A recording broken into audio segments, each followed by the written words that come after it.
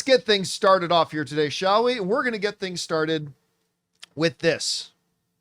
Mission Impossible, The Final Reckoning, comes out next week.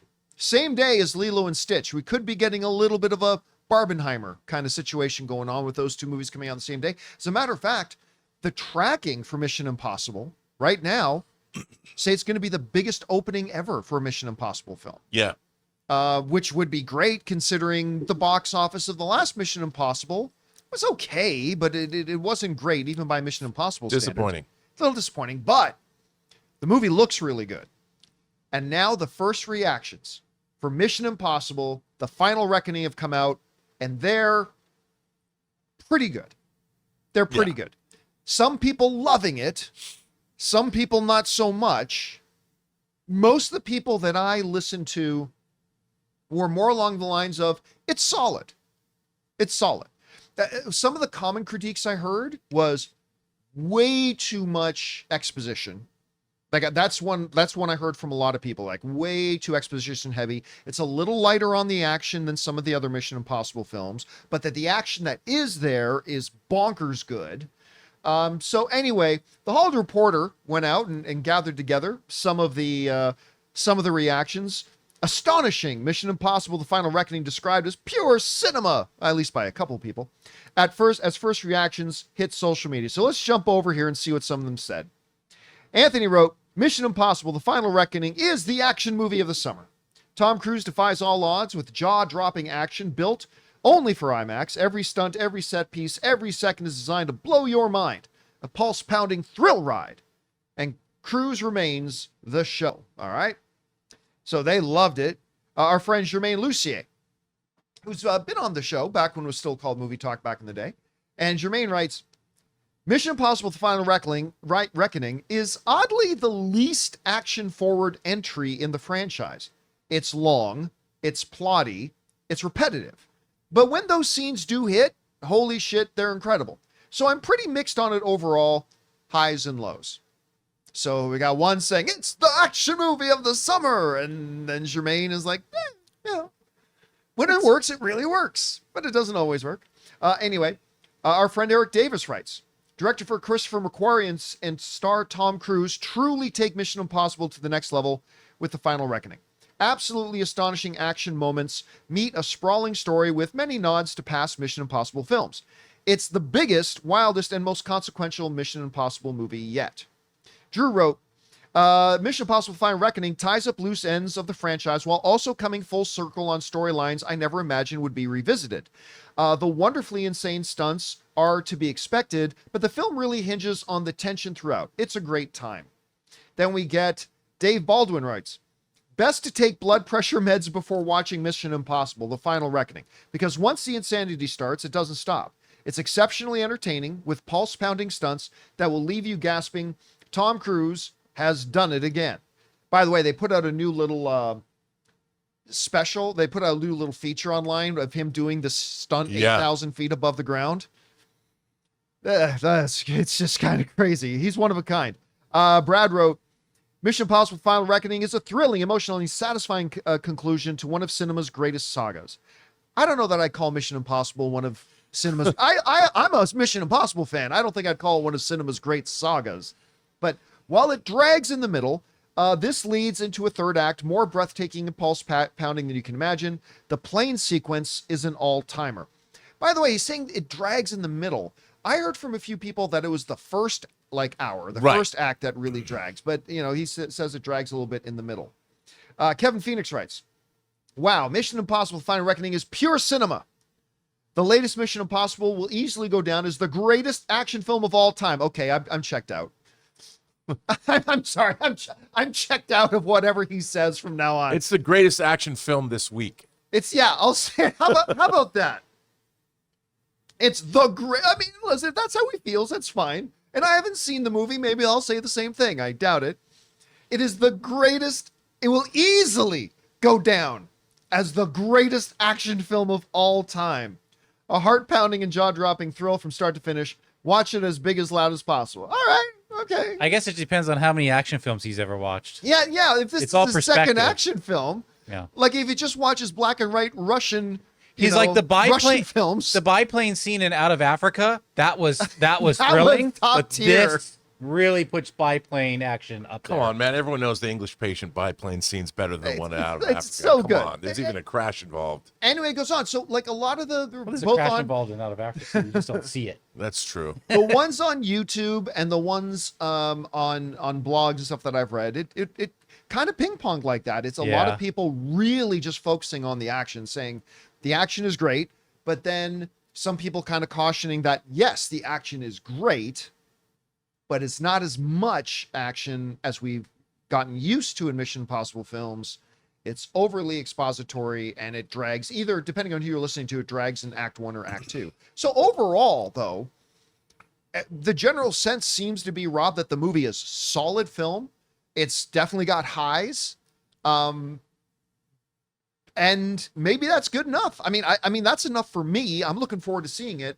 But, I was kind of hoping to hear that like everybody's saying, this is the best of the franchise. I didn't hear a single person say that, well, except for greatest action film of all time. But anyway, guys, we want to take a second to thank the sponsor of today's video, PrizePicks. What a great time to be a sports fan. Basketball playoffs are on. Hockey playoffs are on. It is the perfect time to jump into the action with PrizePicks, the easiest and most fun way to turn your sports knowledge into real winnings. PrizePicks is daily fantasy made really simple. Just pick more or less on a few player projections, like points, assists, goals, and you can win up to 2,000 times your money. For example, this week I've got Jalen Brunson for more than 24.5 points, or Jason Tatum for more than 6.5 rebounds. I love how fast and easy it is to lock in a lineup in just under a minute. Plus, they've got a couple of weekly features, like, for example, Flex Friday. If your lineup doesn't win, you get your net losses back in promo funds. And every Tuesday, check out Taco Tuesday for discounted player projections up to 25% off. So download the app today and use the code Campea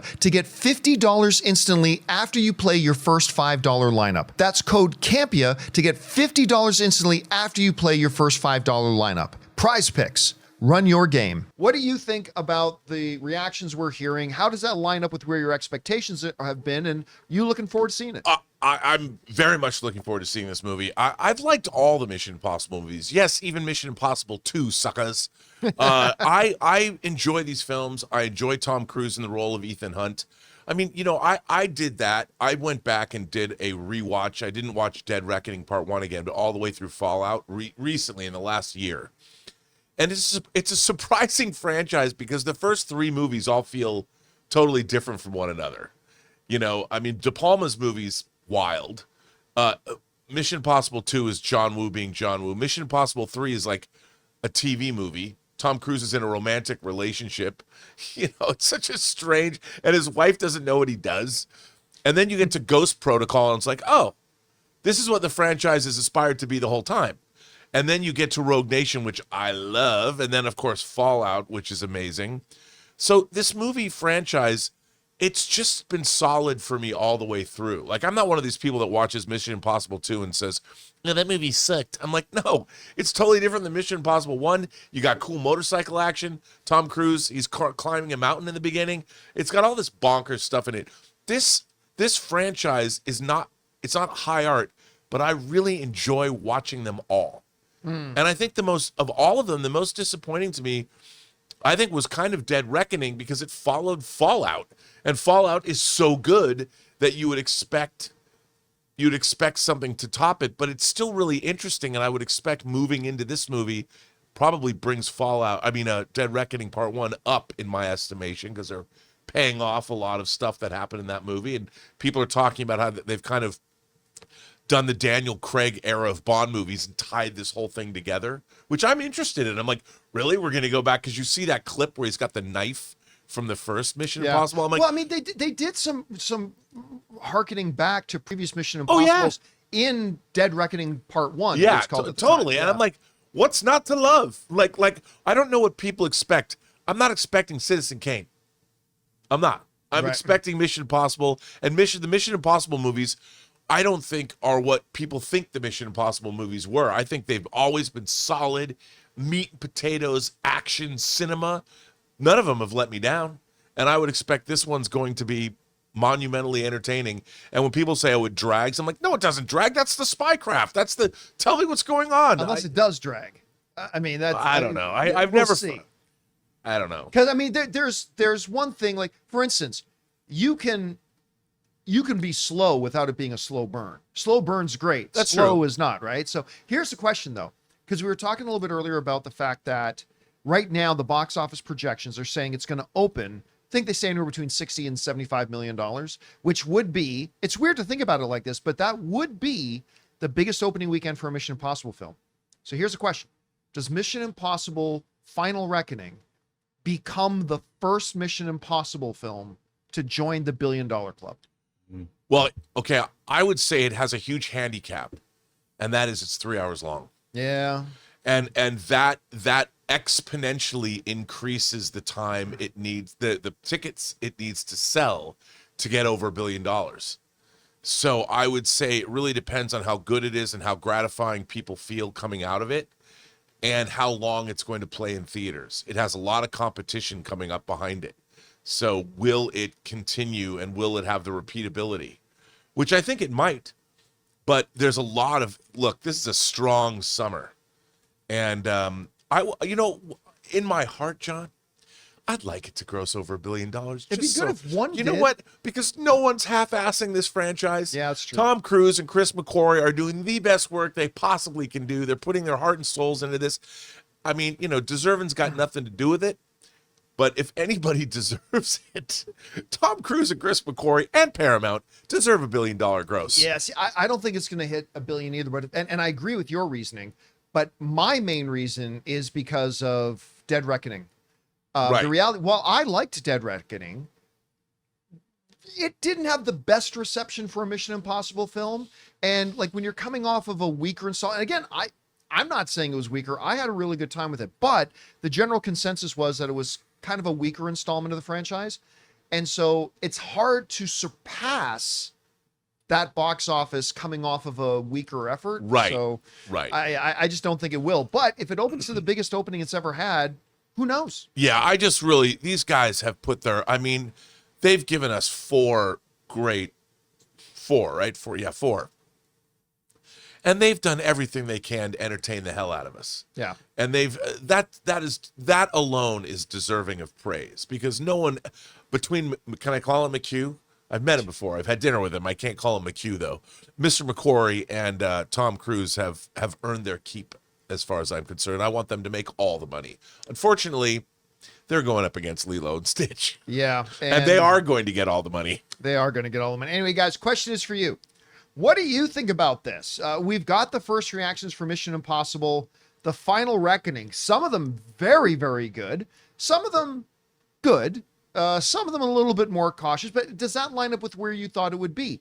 Whatever you guys think, jump down to the comments section below and let us know your thoughts. Hey guys, thanks so much for watching this video. Make sure you like the video, leave a comment, and subscribe to our channel. And don't forget, we have a daily podcast called the John Campea Show podcast, available on Apple Podcasts, Spotify, or your favorite podcasting app of choice. Go and subscribe to it today so it'll be there when you need it.